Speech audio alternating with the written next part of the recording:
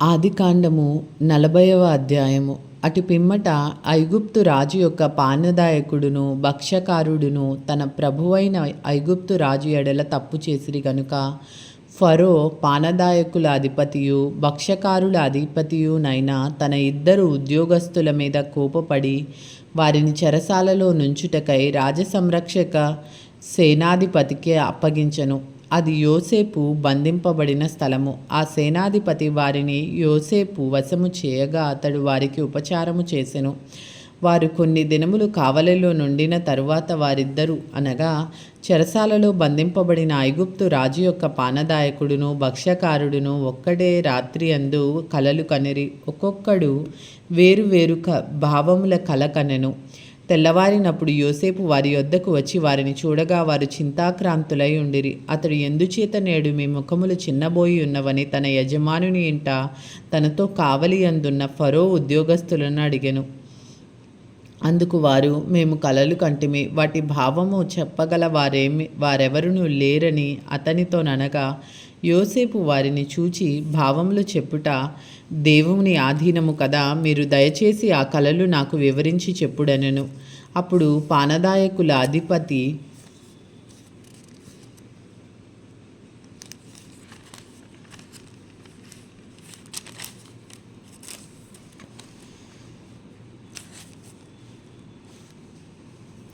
యోసేపును చూచి, నా కలలో ఒక ద్రాక్షవల్లి నా ఎదుట ఉండెను.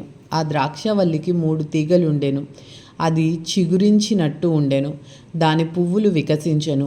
దాని గెలలు పండి ద్రాక్షాఫలములాయెను. మరియు ఫరో గిన్నె నా చేతిలో ఉండెను. ఆ ద్రాక్ష ఫలములు నేను పట్టుకుని ఫరో గిన్నెలో వాటిని పిండి ఆ గిన్నె ఫరో చేతికిచ్చితినని తన కలను అతనితో వివరించి చెప్పెను. అప్పుడు యోసేపు, దాని భావం ఇదే, ఆ 3 తీగలు 3 దినములు, ఇంకా 3 దినములలోగా ఫరో నీ తలను పైకెత్తి నీ ఉద్యోగము నీకు మరలా ఇప్పించును. నీవు అతనికి పానదాయకుడివై ఉన్న నాటి మర్యాద చొప్పున ఫరో గిన్నెను అతని చేతికి అప్పగించదవు. కాబట్టి నీకు క్షేమము కలిగినప్పుడు నన్ను జ్ఞాపకం చేసుకొని నా యందు కరుణించి ఫరోతో నన్ను గూర్చి మాటలాడి ఈ ఇంటిలో నుండి నన్ను బయటకు రప్పించుము. ఏలే అనగా నేను హెబ్రీయుల దేశంలో నుండి దొంగిలింపబడితిని, అది నిశ్చయము. మరియు ఈ చెరసాలలో నన్ను వేయుటకు ఇక్కడ సహా నేనేమీ చేయలేదని అతనితో చెప్పెను. అతడు తెలిపిన భావం మంచిదని భక్ష్యకారుల అధిపతి చూచి అతనితో ఇట్లనెను, నేనును కలకంటిని. ఇదిగో, తెల్లని పిండి వంటలు గల 3 గంపలు నా తల మీద ఉండెను. మీది గంపలో ఫరో నిమిత్తము సమస్త విధములైన పిండి వంటలు ఉండెను. పక్షులు నా తల మీదను నా గంపలో నుండి వాటిని తీసుకొని తినుచుండెను. అందుకు యోసేపు, దాని భావం ఇదే, ఆ 3 గంపలు 3 దినములు, ఇంకా 3 దినములలోగా ఫరో నీ మీద నుండి నీ తలను పైకెత్తి మ్రాను మీద నిన్ను వేలాడదీయించును. అప్పుడు పక్షులు నీ మీద నుండి నీ మాంసమును తినివేయునని ఉత్తరమిచ్చెను.